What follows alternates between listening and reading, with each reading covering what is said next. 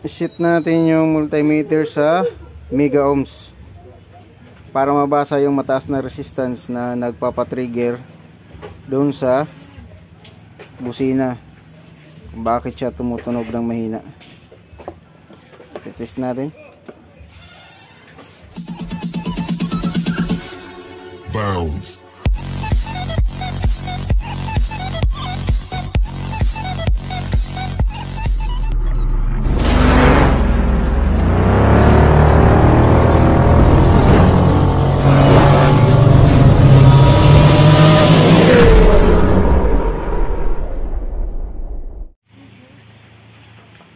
Meron na naman tayo ditong Mio Sporty. Ang problema nito ay hindi gumana yung starter. So chinik ko dito, low bat, 6 volts na lang yung battery. So hindi talaga mag-start kasi 6 volts na lang. So ngayon alamin natin kung anong dahilan kung bakit ito nag-low bat.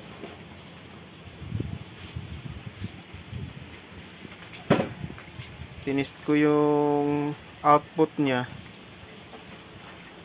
May output naman. Susunod natin, subukan kong tanggalin tong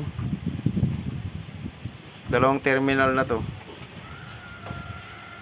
at itetest ko kung may output ba yung charging, yung dalawang terminal dito sa battery. Ayan, tanggalin to, tapos itetest natin kung ilan yung output voltage output nito na nakatanggal siya. Gagamitan natin ng multimeter tester. Panda rin natin kick starter kasi lobat. Yan, kick natin.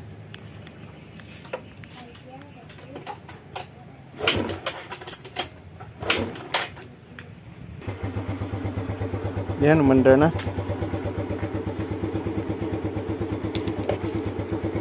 Tanggalin natin yung terminal, battery terminal.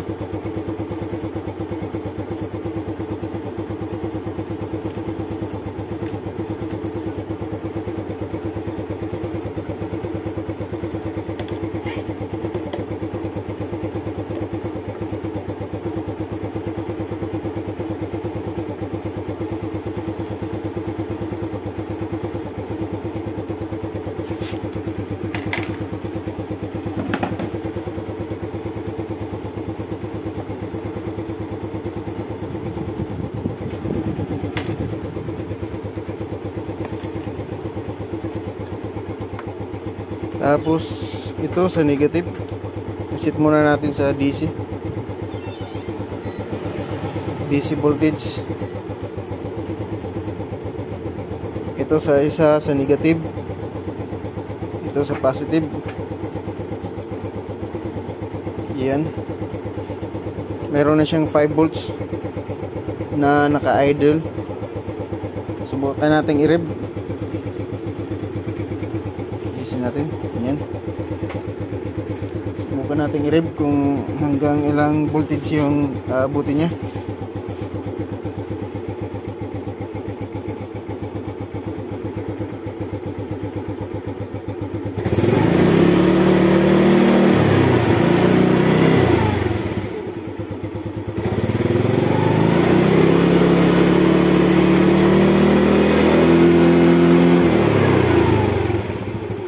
Hanggang 6 volts lang siya.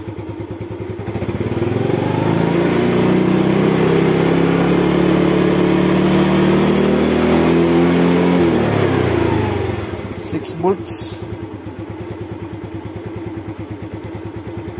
yung output, pero pag half wave talaga ganyan lang yung output ng voltage. So i-check pa natin yung iba kung bakit ito naglobat. Baka may nag-abnormal discharge nito, kaya naglobat. So kadalasan pag half wave talaga yung output nito pag tinatanggal tong dalawang terminal hanggang 6 volts kadalasan pag half wave, lalo na po yung mga stock na regulator. Pero pag replacement na, maabot na sila ng 12 to 13 pag mga replacement na.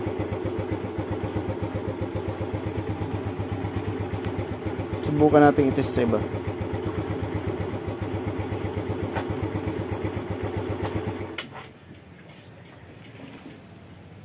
Tatanggalin ko yung cover. Dito yung regulator. Titest ko yung regulator kung okay ba yung diode ng regulator.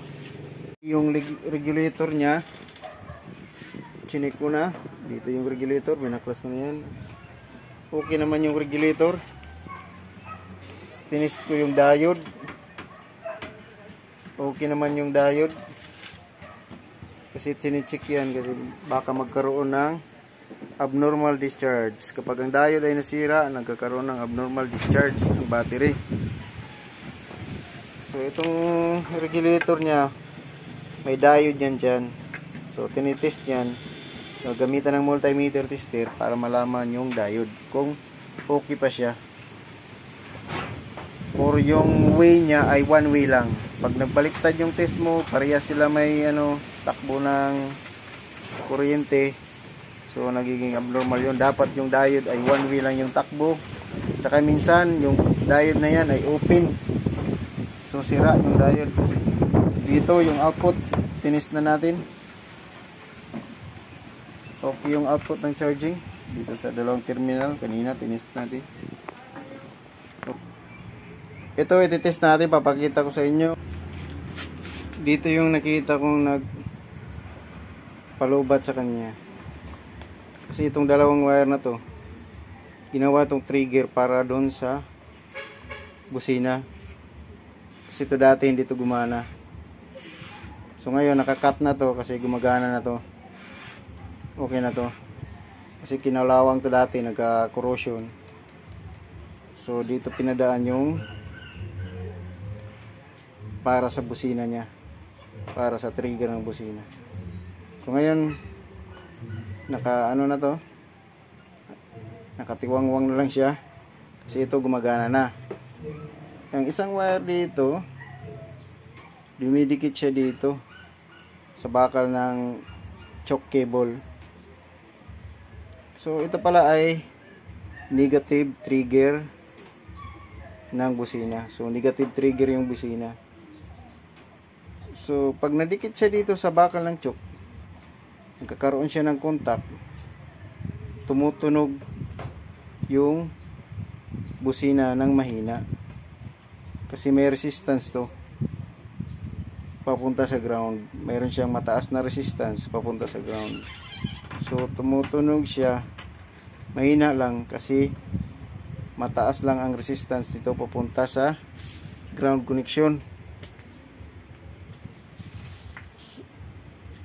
Nasubukan ko to kanina kasi may balat to dito. Yun nga, tumutunog siya. So malamang ito yung nagpahina ng battery niya. Kasi palagi siyang tumutunog yung busina. So ititest natin yan. Pakita ko kung bakit dito siya nagka-problema. Kasi nadidikit yung supply para sa busina. Kasi yun nga, negative trigger yung busina. Pag nadikit siya dito sa bakal ng choke cable, tumutunog ng mahina yung busina. Kasi mayroon siyang mataas na resistance papunta sa negative or sa ground connection. So ititest natin. I-set natin yung multimeter sa mega ohms para mabasa yung mataas na resistance na nagpapatrigger doon sa busina kung bakit siya tumutunog ng mahina. I-test natin. Hindi lang siguro nila mapansin na tumutunog ng mahina yung busina. Ayan, isang test probe dito ng tester, kahit yung magkabaliktaran to. Tapos yung isa dito, tingnan natin sa tester. Ayan, ayan, yan yung resistance na nagpapatrigger sa busina, kasi ngayon nga negative o ground trigger yung busina. So pag nadikit siya doon sa bakal na yun, mayroon siyang tumutunog siya, pero mahina lang, kasi yun nga mayroong mataas na resistance papunta sa negative connection or ground connection. So ayan, naglalaro siya, maabot siya ng 20. So kaya yun tumutunog yung busina, natitrigger yung busina. Siguro hindi lang nila mapapansin. So yun yung malamang dahilan na naglobat yung battery. Habang tumatakbo, palaging tumutunog yung busina, pero mahina lang. Kasi yun nga, mataas lang na resistance yung ng ground o negative yung nadidetect niya. So ayan, mamaya kasi pina-charge pa yung battery. Pagkatapos charge ng battery, titest natin yung battery kung okay ba siya. Meron ako doon ginagawang test, so napakita ko na yun sa ibang video. So lagay natin dito,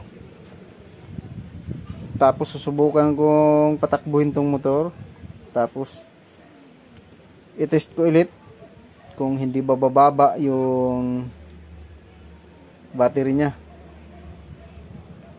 Kasi pag bumaba yun, so nagdi-discharge siya. Ibig sabihin, pag bumaba yun na pinatakbo ko to, so, ibig sabihin nun, nagdi-discharge yung battery. May problema pa siya na iba. Pero pag hindi na, good na. So yun lang yung dahilan na nagpalubat sa kanya, yung dito. So ayan, mamaya i-ano natin yung battery pag natapos na pag-charge. Ayan, nakakabit na yung battery. Kanina bago ko siya kabit, tinis ko na siya ng battery tester. Ito yung ginawa kong record sa kanya. Yung state of health niya 100%, state of charging 98%, voltage 13.46, yung amperahe niya 135, yung resistance niya is 21.64. So ayan yung ginagawa ko na to sa mga dati kong ginagawa, or sa dati kong video may ginagawa ko na to. Mayroon yan doon, tinitest ko. So ito ngayon ay tapos ko na itong i-test drive. Kaya ko siya tinest drive kasi para malaman ko kung itong ginawa ko ditong record ay magbababa ba siya or may magdadagdag. Mas masama kung magbabawas. Kasi ibig sabihin yan, hindi siya nag-charge ng maayos. Pero panigurado lang to guys. Pero na-check ko na yung stator niya, yung regulator niya, tinest ko na. Yung output kanina dito, tinest ko na. Itong ginagawa ko ngayon ay panigurado lang to. Dito yung negative,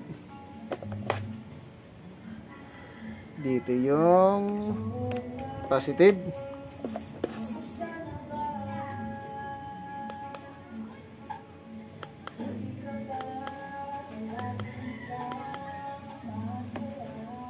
Set natin sa 5 ampere hour kasi naka 5 ampere hour yung rated ng battery.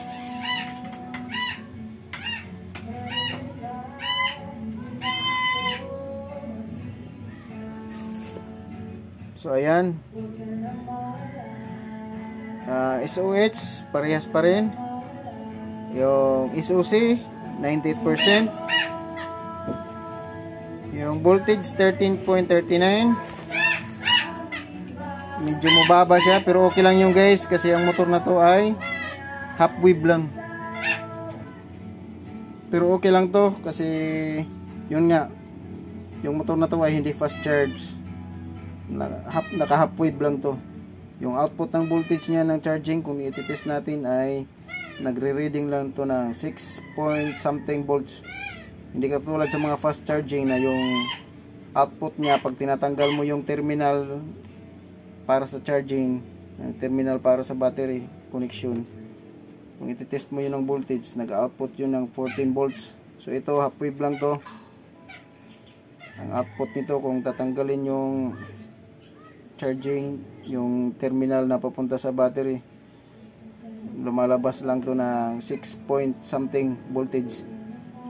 So pero okay lang yan kasi nga hindi nga to fast charge, so medyo magbabago to dito, may pagbabago. Pero ang importante yung SOH hindi bumaba, SOC hindi bumaba, tapos yung amperahe niya kanina 135, dito tumaas, naging 140 siya. Tapos yung resistance 29.39 ngayon, kanina 21.64. So bumaba yung resistance, so it means okay siya kasi bumaba yung resistance niya. So ayan, so good. Okay na to. So yun lang yung dahilan kung bakit siya naglubat. So okay naman. Pag ganyan siya, okay yung charging. Wala nang dahilan pa na para mag-discharge yung battery niya.